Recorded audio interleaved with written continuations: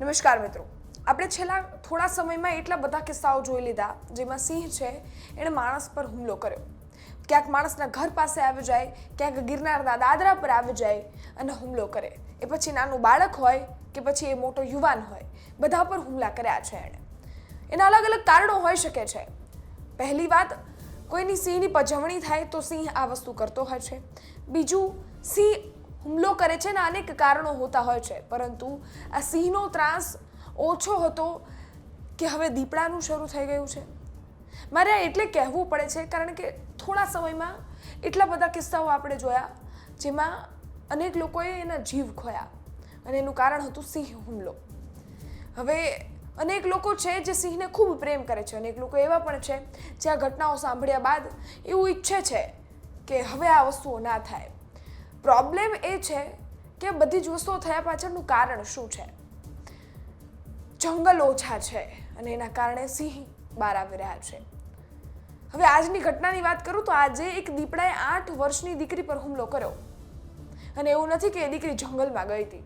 એ દીકરી એના ઘરના આંગણે જ રમતી હતી. એ 8 વર્ષની દીકરી રમતા રમતા ત્યાં એની શેરી પાસે ચાલી અને શેરીના નાકે ઠેઠ દીપડો આવી ગયો હતો. દીપડાએ 8 વર્ષની દીકરી પર હુમલો કર્યો અને એ દીકરી છે એના જમણી સાઈડ હુમલો કરતા એના કાન અને એના મોઢા માથા પર નુકસાન થયું, ઈજા પહોંચી. તાત્કાલિક જ ધારી સિવિલ હોસ્પિટલ ખસેડવામાં આવી સારવાર માટે. વધુ સારવાર માટે અમરેલી પણ શિફ્ટ કરવામાં આવી અને ત્યાં એની સારવાર થઈ. સવાલ એ છે કે પહેલા તો સિંહ છે એ અહીંયા સુધી હતા, હવે શું દીપડાઓ પણ ઘરની? અને એવું નથી કે જંગલમાં એ દીકરી રમતી હતી કે વિસ્તાર એવો જંગલ નહોતો, ઘરના આંગણે જ રમતી હતી ને સિંહ ને દીપડાઓ હવે ત્યાં સુધી આવી જાય. દીપડો એના ઘર સુધી પહોંચીને એ દીકરી પર હુમલો કરે છે. હવે એવું લાગે કે કદાચ સિંહ ને દીપડાઓ ઘરમાં રહેશે ને આપણે બધાને જંગલમાં રહેવાનો વારો આવશે. આ હુમલા થઈ રહ્યા છે, આ જે વાઇલ્ડ એનિમલ્સ છે જેને પાળી ન શકો તમે, એ લોકો બહાર આવી રહ્યા છે. એનું કારણ એમને રહેવાની જમીન પણ ઓછી છે. તાત્કાલિક જ ઘટનાની જાણ થતાં જેટલા પણ વન અધિકારીઓ છે, ફોરેસ્ટ વિભાગ છે ત્યાં પહોંચે છે અને આ ઘટના અંગે રેન્જ ફોરેસ્ટ છે એમની બાઇટ પણ આવી છે. શું કહી રહ્યા છે તે સાંભળીએ. મારું નામ અમિત એચવાણિયા, ઇન્ચાર્જ રેન્જ ફોરેસ્ટ ઓફિસર ધારી.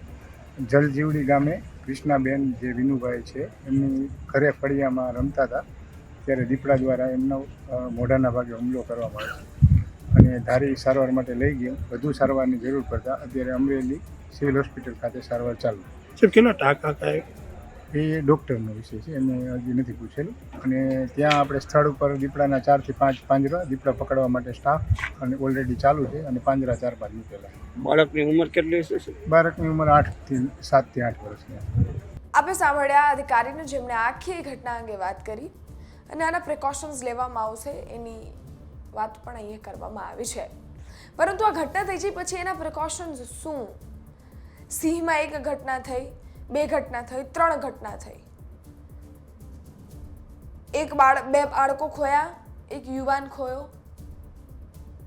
સવાલ એ છે કે આ બધી જ વસ્તુઓ જ્યારે આવે ત્યારે આપણે વાત કરી શકીએ છીએ, પરંતુ એ પરિવાર જે પરિસ્થિતિમાંથી જતો હોય એ તમે કે હું કોઈ પણ વિચારી પણ ના શકીએ અને પરિસ્થિતિનો અંદાજો લગાવવો પણ ખૂબ અઘરો છે. હવે આ દીપડાની કહાની નવી સામે આવી છે અને એ પણ હવે બહાર આવી હુમલો કરી રહ્યા છે. તમારું શું માનવું છે? કમેન્ટ ચોક્કસથી કરજો. ફરી મળીશું. ગુજરાત તક જોતા રહો. ધન્યવાદ.